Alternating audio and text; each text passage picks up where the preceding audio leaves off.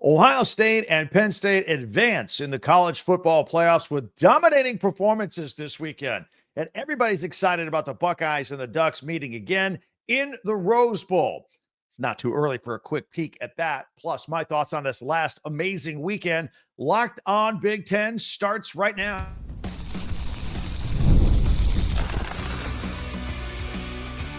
You are Locked On Big Ten, your daily podcast on the Big Ten Conference.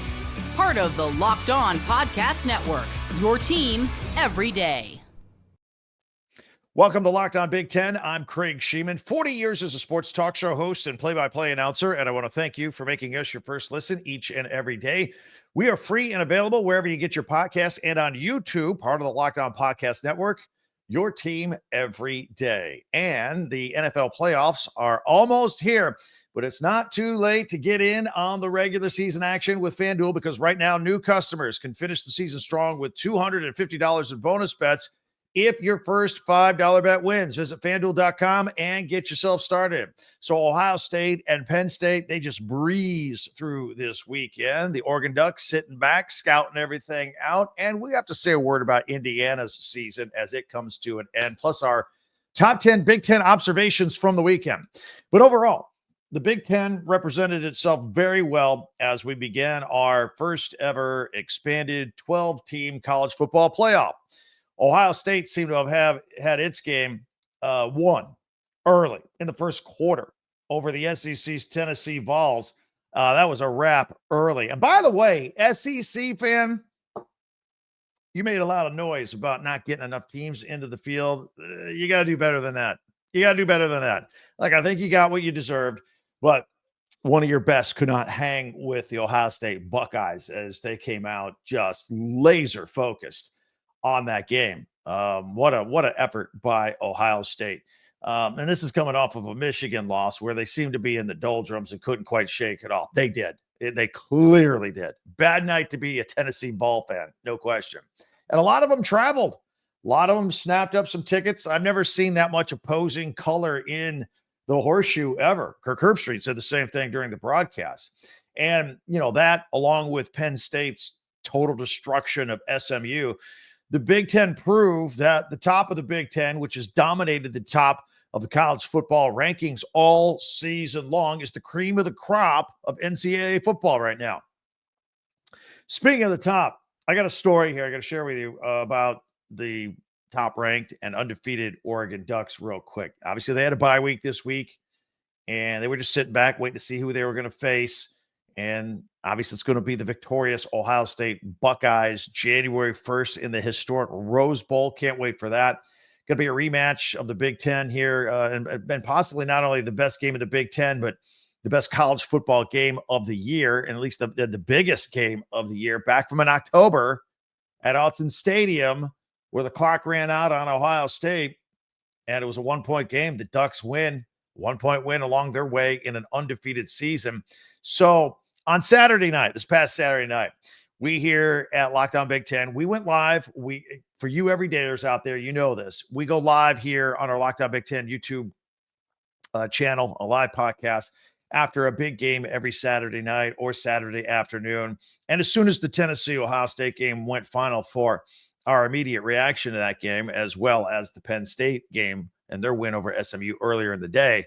Locked On Big Ten everydayers, you know kind of the drill, how this works. And look, the response from you guys on these live shows we do after big games on the weekends, huge. In fact, we went live twice this weekend. In case you missed it, you can go back and watch the tape of it. We went live on Friday night, right after the Indiana-Notre Dame game. And then we went live again after the Ohio State-Tennessee game. And we talked about both Ohio State and Penn State. But typically when we do these things, fans from the team that had just played on national TV, they light up the comments. And yes, we did hear from Ohio State fans and a few Penn State fans, but by and large, the most comments we got on Saturday night were from neither. They were from Oregon fans. Oregon Ducks, they weren't even playing, and yet they were ready for the live podcast. They were watching that game to see who they were going to play. They were scouting it out. They've always been enthusiastic all season long. So I was very impressed. Very impressive showing by Duck fans on Saturday night while all this other stuff was going on. at Locked On Big Ten, we grew up with traditional teams in the Big Ten, Michigan and Ohio State and the rest. But if you've watched this podcast since we took it over a year and a half ago, we've been as excited as anybody about the 4 new teams coming in from the Pac-12, particularly with Oregon and what they brought to the table here this year. Been very excited about it. And they've had an awesome run this year. And we all can't wait for this matchup now against Ohio State Buckeyes. It's going to be awesome. And my initial thought on this game, I'll share that with you right now. Believe me, we're going to talk about this. We got a lot of time to talk about this, but no, time like the present. This Rose Bowl seems like a matchup of 2 unbeatable teams right now. On one hand, I think the Ducks, coming off their Big Ten championship game, they're playing at a higher level right now than they were when they were playing the Buckeyes in October. And they were playing at a good level then. They've just taken it up a whole nother notch since then. Plus, they're healthier and playing better now. They got edge rusher Jordan Burch back. Remember, he hurt himself in practice the week of the Ohio State game and missed that game and missed a few games. So he's back. The Ducks will hopefully have a full game with Trayshawn Holden, who got himself kicked out of the Ohio State game for an unsportsmanlike conduct. You will remember that. He'll be back for a full game. And they just seem unstoppable right now.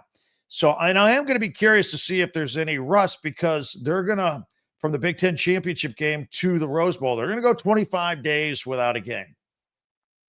So we'll see how they come out, if they're rested and sharp, or if they're a little bit rusty. I don't know. I don't have any idea right now, but that'll be something to watch. Now, as far as Ohio State Buckeyes go, they, of course, feel if there were an extra 2 seconds, if that game were 60 minutes and 2 seconds long, that they would have had an incredible road win in front of that crazy Autzen Stadium crowd that's just so full of energy. But hey, Dan Lanning's ability to take advantage of the rules and burn a few seconds near the end of that game, and, of course, Will Howard's lack of awareness of time and situation at that very end of the game, it cost the Buckeyes the game. Needless to say, they're both very evenly matched. That game could have gone either way. It went the Ducks' way. They're the undefeated team right now. But since then, interesting story about the Ohio State Buckeyes. So after that Ohio State game, Ryan Day, remember, they went into a bye week. And he was thinking about completely revamping the defense during the bye week and just starting. He was not happy after the Oregon loss, too many points given up. And he stayed the course. He decided not to revamp everything, just clean up what they have. And that defense has been awesome ever since. And they peaked on Saturday night, particularly up front on the defensive line. JT Tuimoloau, Jack Sawyer. These guys are going to be the NFL in a few months. Their defensive line was just stifling against Tennessee. And frankly, Buckeyes fans, let me know if you agree with this. Had the Buckeyes played all season like they played Saturday night against Tennessee, they'd be undefeated. They would. I thought they looked unbeatable Saturday night. Is that hyperbole? Let me know. If not, then where was that Buckeyes team all season long? Because I didn't see that Buckeyes team in a few games this year. On offense, the Buckeyes look like that methodical robot that we did see from time to time most of the season. And, they did whatever they wanted against the Tennessee defense. And that Tennessee defense, by the way, was pretty strong all season long. So that was a really good showing by the Buckeyes. The 2 Will Howard to Jeremiah Smith touchdown throws and catches, they were as pretty as anything you'll ever see. Perfectly thrown balls, just kind of floating through there, really spinning them. Just like clockwork, just precision. It was great. Good catches by Smith, too.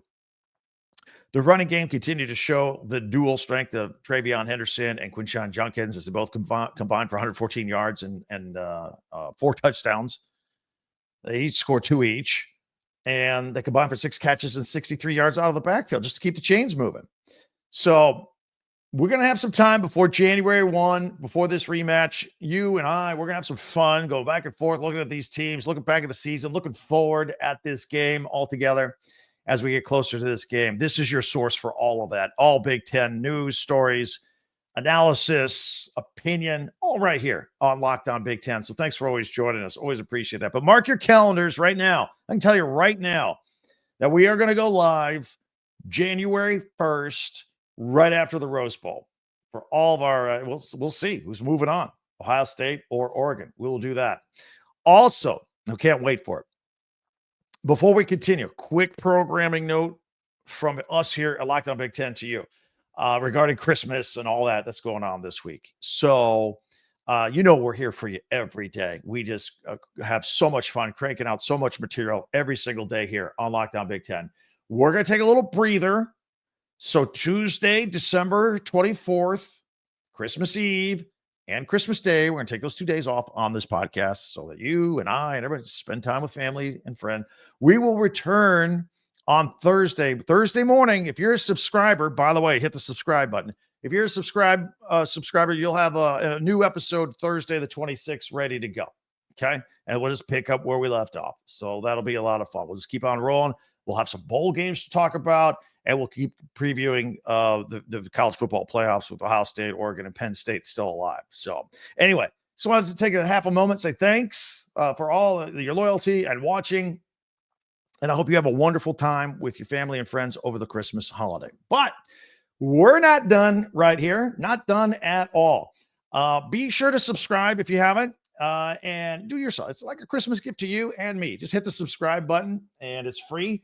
Wherever you get your podcast. That way you get the latest episode of Locked On Big Ten as soon as it becomes available each and every day. And don't forget, you can go to our website, talkbig10.com. All of our podcasts are there, and also merchandise from your favorite Big Ten schools. You want to get yourself a team hat, shirt, t-shirt. It's all right there.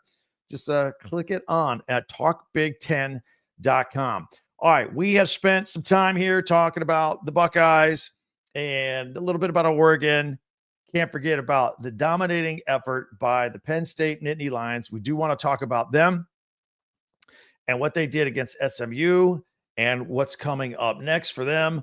And, we need to take a moment to talk about the Indiana Hoosiers season as that came to an end Friday night against Notre Dame. Plus, we have our top 10 Big Ten observations from this past weekend. Hang around for that.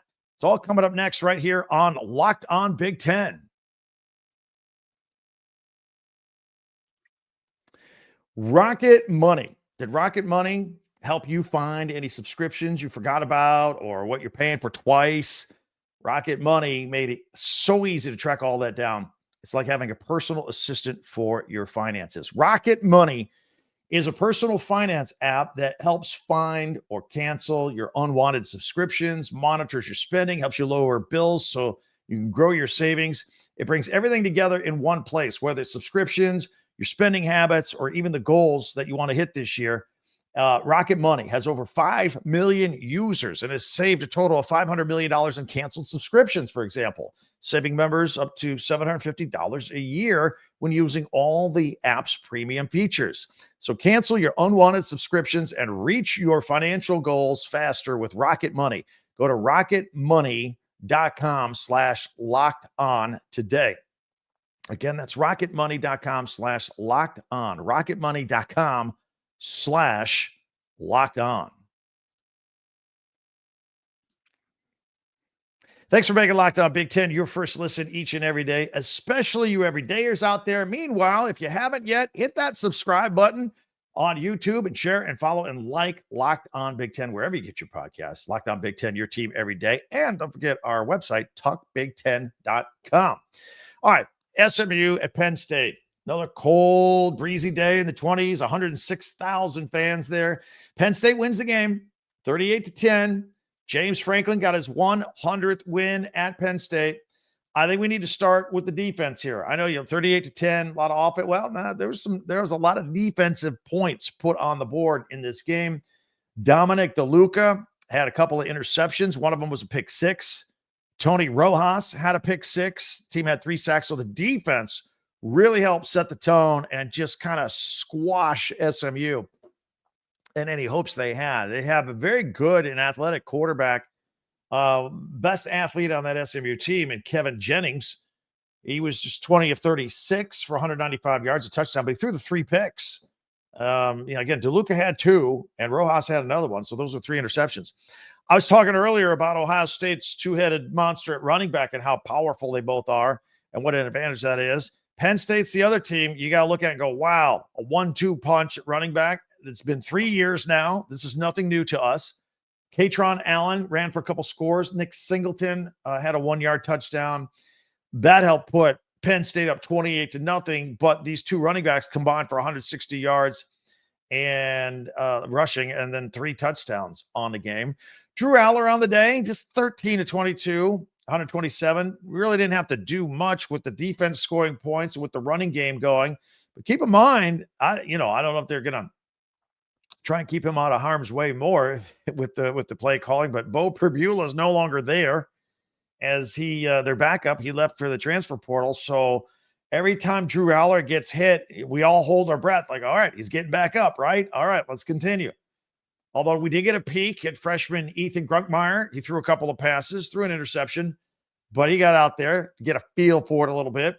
And now Penn State gets to face Boise State in the Fiesta Bowl. That'll be on New Year's Eve. So you got New Year's Eve plans? Watch some Penn State football in the playoffs as they go for their 13th win for the first time in 131 seasons.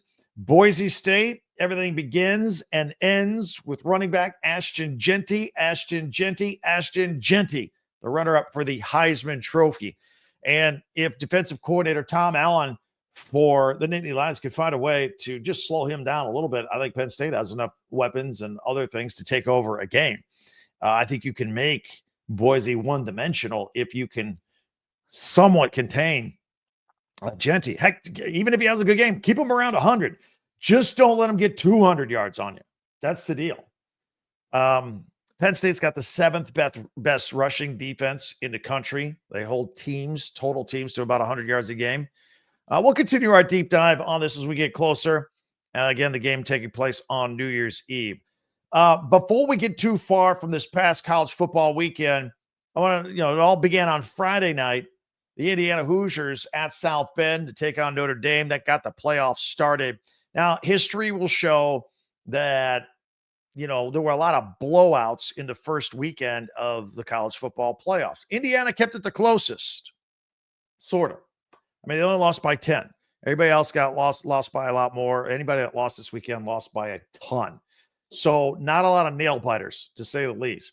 And truthfully, the game was not as close as the 10-point game, the final score up at Notre Dame.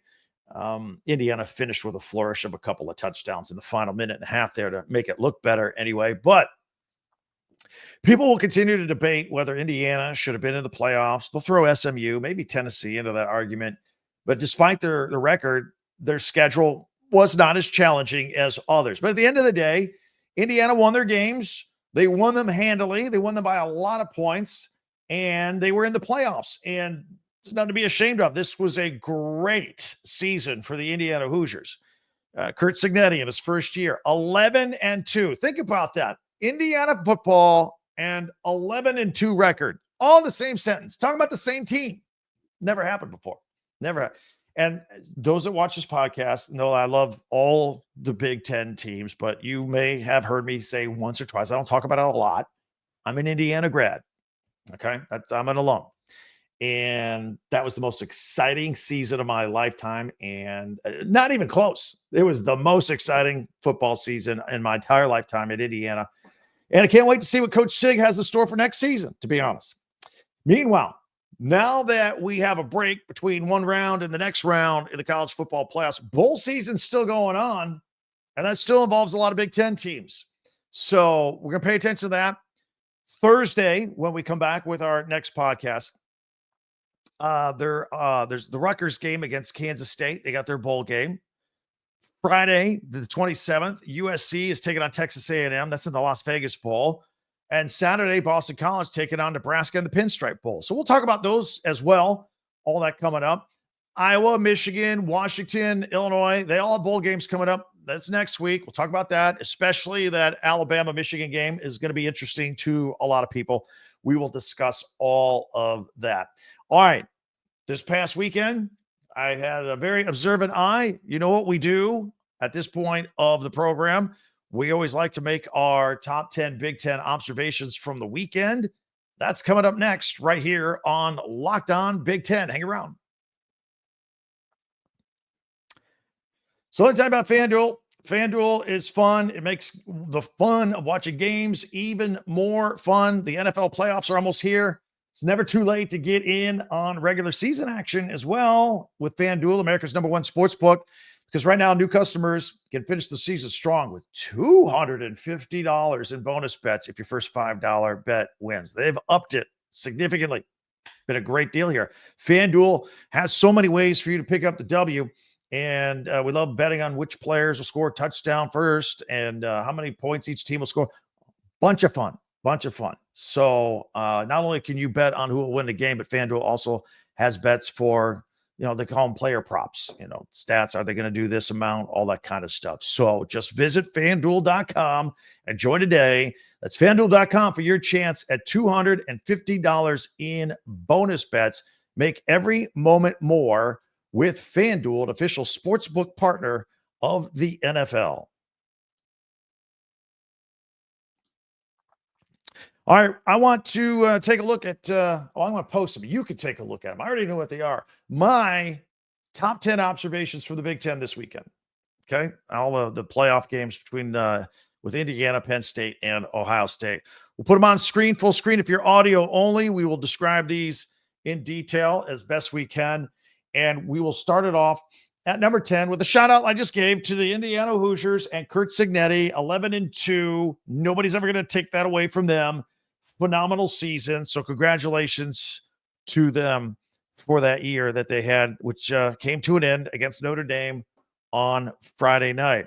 Next, as long as we're talking about Indiana, and by the way, I don't particularly do these in any particular order. I kind of grouped them by school here. D'Angelo Pons, nice interception early on. Thought maybe Indiana was going to get a little momentum in that game, but it wasn't meant to be, but wanted to give it a shout out. And, frankly, a lot of other stuff offensively wasn't going very well for them. So let's see here. We've got Penn State. I want to talk about Danny Dennis Sutton had 1.5 sacks in that game. I always love to give shout outs to defensive guys. You know that if you watch the You Everydayers out there, I like to sprinkle those in as well. But let's not forget the offense. At number 7, I've got Penn State's Nick Singleton and Katron Allen, the 1-2 punch at running back. They combined for 160 yards and 3 touchdowns against SMU. And that's just business as usual for them.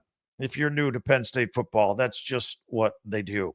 And let's give a shout out to Penn State's Tony Rojas for the 59-yard pick six. That's very cool. Among my top 10 Big Ten observations from the week. And at number 5, the other guy that had an interception. In fact, he had 2, Dominic DeLuca, including a pick six of 37 yards. Really kind of gave them a spark from the defensive side of the ball. So great job for those Penn State players right there. Now, let's look on to Ohio State at number 4. Will Howard was just smooth and efficient and just kept racking up plays and yardage against Tennessee. 311 yards passing, 2 touchdowns, both of them to Jeremiah Smith. Just fantastic. All right. Let's continue with our top 10 Big Ten observations. Yes, let's not forget the defensive line of the Ohio State Buckeyes with JT and Jack Sawyer up front. 3.5 sacks combined. I think they set the tone on when Tennessee was doing those 3-and-outs and punting early on. It was the defensive line that was setting the tone early on, and it kept it on throughout the entire game. These 2 guys are going to be in the NFL and the draft coming up in April, and they did a great job in that game. Meanwhile, I mentioned Jeremiah Smith, the freshman with the 2 touchdown catches. Just I think it was in the first quarter and third quarter. It was almost the same identical play each time, and it worked twice. And just a fun player to watch. And just a freshman, going to be coming back next year. A lot of other kids, such a big, bright future for Jeremiah Smith. And then the number 1 top 10 observation I made from the Big Ten this weekend, and I'm gonna go ahead and say it. So Ohio State, first of all, I love the all-scarlet unis, right? That was cool. But when they were coming down in the all-red and the all-scarlet in the tunnel that was all lit in red, I thought that was cool. I thought that coming into the beginning of that Ohio State game against Tennessee, the amped up crowd at that point, it turned out to not be a good game, not a close game, and the fans kind of quieted down a little bit. Although, did you hear the Buckeye fans taunting Tennessee with the SEC chant, SEC, SEC? But yeah, right from the beginning, coming down from the tunnel with all the excitement, all the red, it was amazing. So that was my number one observation over the weekend. I thought that was the coolest moment. Anyway, maybe I left something out. Let me know. And many ways for you to interact with this podcast. First of all, there's Twitter, X at Talk Big 10, number 10. Don't forget our website, talkbig10.com with the number 10. All of our podcasts go. If you got some time off this week, go back and check out a few that you missed. And you can always buy your merchandise from your favorite Big Ten schools, shirts, hats, t-shirts, and all that right there at our website, talkbig10.com. And then hit us up with the comments on YouTube. I wouldn't mind to get this started early with a little crosstalk, a little trash talk rivalry, some Oregon versus Ohio State back and forth. Would love it. That's fantastic. You guys have already started, actually, if you want to go on YouTube and check it out. In the meantime, be sure to subscribe if you haven't already and follow this podcast right now on your favorite podcast app, and you get the latest episode of Locked On Big Ten as soon as it's available each and every day. Again, we're off Tuesday, Christmas Eve, Wednesday, Christmas Day. We'll be back with the next episode Thursday and Friday and back into what we always do. And Merry Christmas to all of you and your friends and family. Hope you have a great couple of days here, and we'll talk to you in a few days right here on Locked On Big Ten. I'm Craig Sheeman. We'll talk to you next time.